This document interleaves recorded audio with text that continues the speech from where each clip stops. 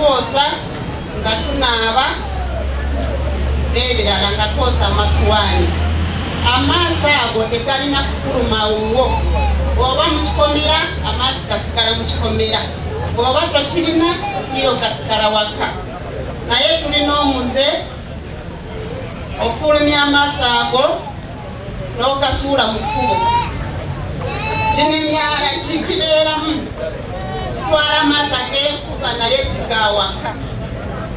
Naye ag'ewaka musuula mu kkubo, mufulumya mu myala, ekyo tekikirizibwa by'amateeka. Kati nange basabye buli alina omanyi buli omu akolesa amaazi awaka. Kati olina okusima ekinnya ekigendamu amaazi ago bakye bayita sookpiti, naye amaazi tegalina kufuluma kuva waka bagakozeseza. Ogwo omuze munene tugulina mu Kampala yaffe, nande basabye kukome tusime ebinnya ebyo. Tulina abakugu aba public health, bw'oba tomanyi engeri gy'okikolamu otutuukirira ku division ne tukuwa abantu abo ne bajja ne bakuyamba engeri y'onookikolamu amazzi ne gasigala awaka. And me as a mother, I love children. Why are we carrying out the exercise of cleaning up? Chanja.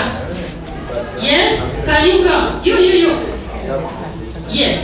Why have we come for this exercise? Can you tell us? Msas is Godfrey. Godon. Another one? Yes, run. Homa, diarrhea, cholera.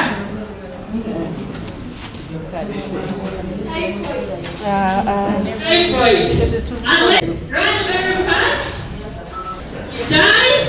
Yes, you will die. Yes. You will die? Come. Yes, we have all come here to learn. You have come here because you want to protect your life such that you can live long. Who knows about how do you protect your environment? How?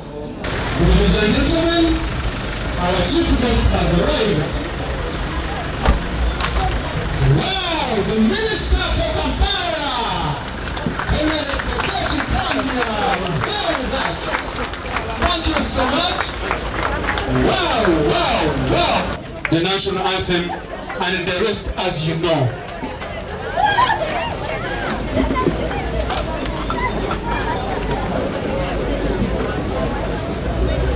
Enyimba.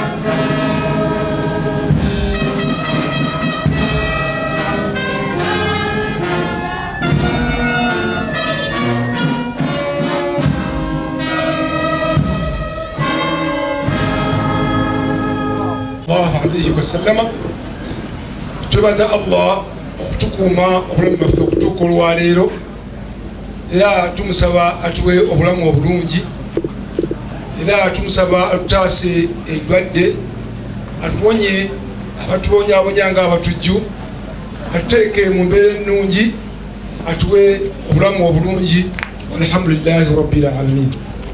when it was about to rain this morning, I prayed and said we needed a good weather. We give you glory, we give you honor, and we thank you most that you have brought our minister in this cleanup exercise. I pray the time we are going to be here, bless us and let everyone hear the voices and learn on how to keep themselves clean. I pray in Jesus' name. For you, and it's so lovely to see you here. I know a such day it must be very busy for you during the course of the week. I understand you are very busy, and today you are supposed to be at home really attending to your family, but once you decided to come here and be with us, it's a great love. Thank you so much. May God bless you. Ladies and gentlemen, time is just our enemy. Without wasting time, ladies and gentlemen, allow me to invite the LC2 chairperson, Mr. Sebugwa Press. Katuite mu byangu. Nyawo minister tukwebaza okutwagala kubanga kuno mundu gwakuli. Ndi wajja kukola mundu gwakuli. Kino si kyangu tukubeko mu ngalo. Ebikongo bene biri wano ko tukwo kuzabuti. Bali konye kodda kankiyitaawo. Nyabo nebaza abakulu bano abanebazo okudda tutwogera ekigambo ekyo. Mukulu Duncan abakulira sebo webale tojjanga okubadde ebituno si byangu okubikola birimu kutekamu obwongo bungi. Nyabo minisita kankone ku butunga bonna butaano kubanga nganzi chairman olwositu bannange bantuma nti olabanga zze ate nga yatutwala nga obyanja. Madam tulina ekkubo lyaffe lino twebaza gavumenti omulimu gwe tukozeemu ring road eno erimu ya sajja bbi etugiyite eno wadde nga waliwo baatuma ebyana ekimanyi bijja kuvaawo tumanyi ekyo kyenjogedde.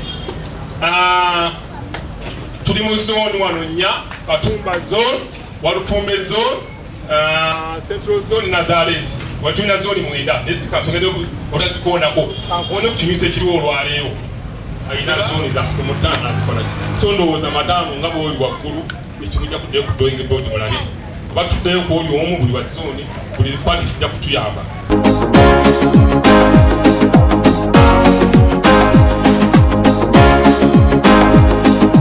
Naye ekyatulese wano okutongoza bulungi bwansi ekulembeddwa Kyanja Neighborhood Watch. N'olwekyo maama nzikiriza mpite chairperson wa Kyanja Neighborhood Watch, Mr. Duncan Chirunga, please come forward and say something. The Under Secretary, Town Clerk, RPC, the DPC who are here, Honorable Councillors, LC1s, LC2s who are here, and other invited guests. Allow me to introduce myself. My name is Duncan Chirunga Clay. I'm a resident of Kyanja and a business person dealing in tours and travel. I came to Kyanja not very far from now, about 3 years back. But I want to assure you, Honorable Minister, that we are trying to make this place a better place to live in. Everyone, I really thank you. And I believe that with God, all things are going to be possible. With God, we shall have the better security. Invited guests, protocol observed. Honorable Ministers, we are very grateful to be with you this afternoon for you have come to support Kyanja Neighborhood Watch, because it is a duty all of us to fight crime. Madam Minister, we want to thank Kyanja Neighborhood Watch in partnering with the Uganda Police Force in rolling out community policing.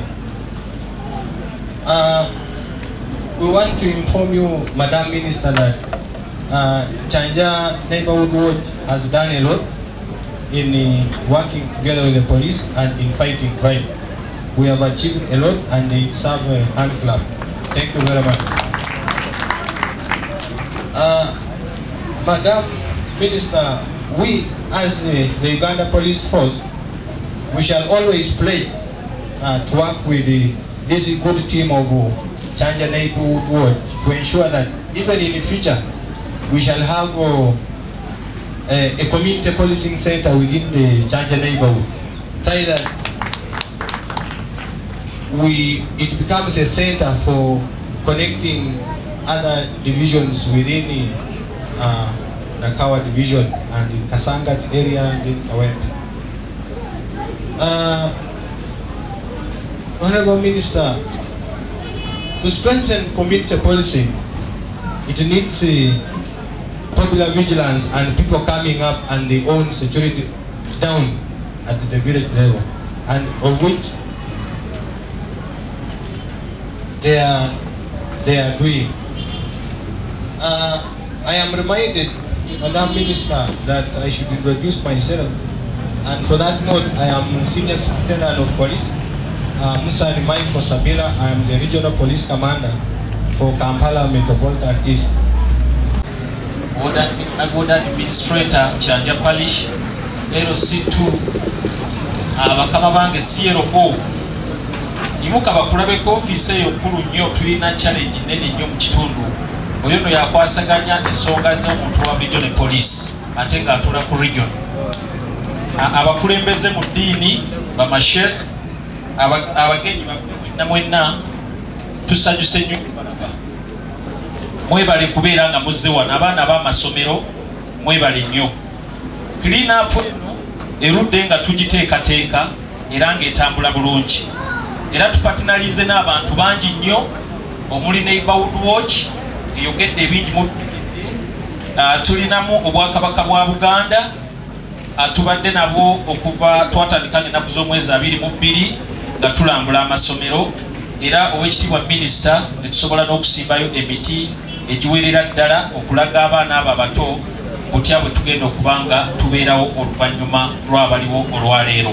Kuba tuli bakulembeze naye yatulaba nga tulina ebintu ebikola ki ebitubulamu, era administration tugitambuliza ddala bulungi, era nnyabo tukwebaza ku lwa forum, era n'ensonga zaffe ezikyali awo tukusabira ddala nazo zitambule bulungi. Tukwebazizza nnyo, webale kujja, webale kuweesa Kyanja kitiibwa engalo banaye ezaamu.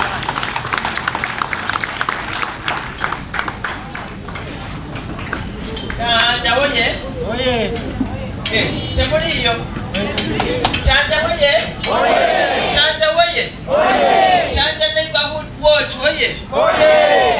Kyanja Africana eh? You are the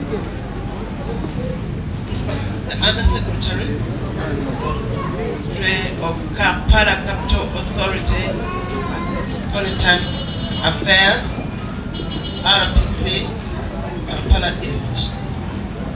Honorable Councillor here present, and councillors, several Guru Girunga, Nebuchala Wo, n'olukiiko lwonna olutwala Kyanja Neighborhood Watch abatutazizza chairman of LC2,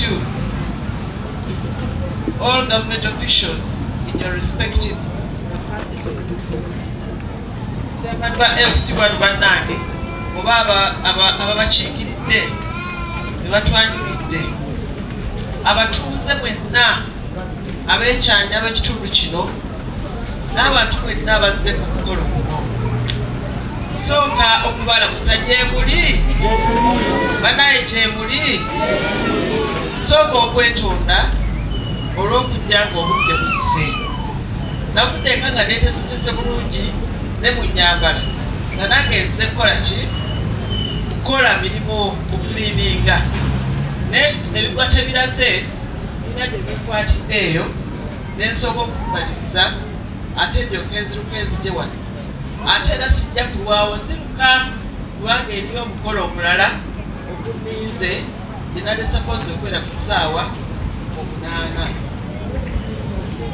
naye sooka okwebaza enteekateeka eno era nsaba twegattire wamu tukubire mwami Duncan kirungi kirunga ne ttiimu ye yenna muwakubire mu ngalo ez'obwami.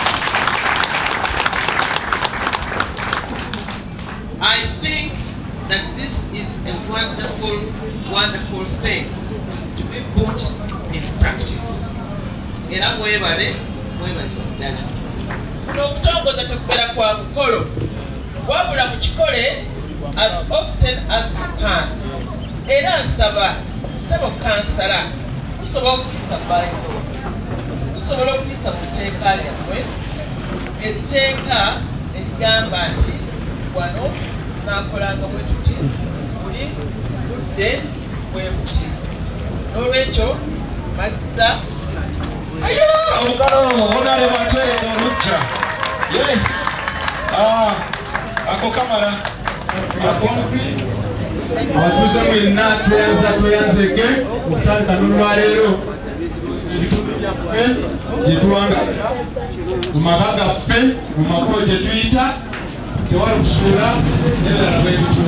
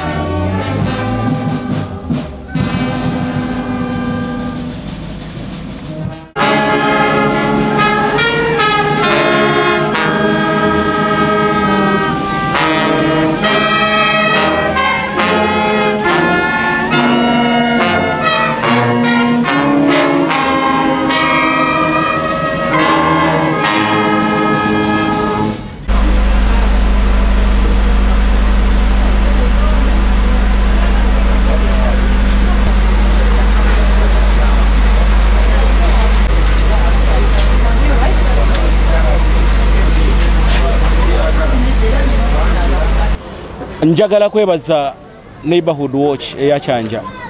Njagala kwebaza abatuuze bonna, LC1, LC2s, councillors, the Honorable Minister, ne abantu bonna ne police, bantu bonna mwenna. Njagala kubebaza era mbakubiriza buli lunaku olw'omukaaga olw'okusatu mu months tusigale nga tuyonja. Ate this is going to happen buli mwaka enaku z'omwezi nga 24 ogwokusatu tujja kubaira tubeerako n'ekikujuko bwekiti.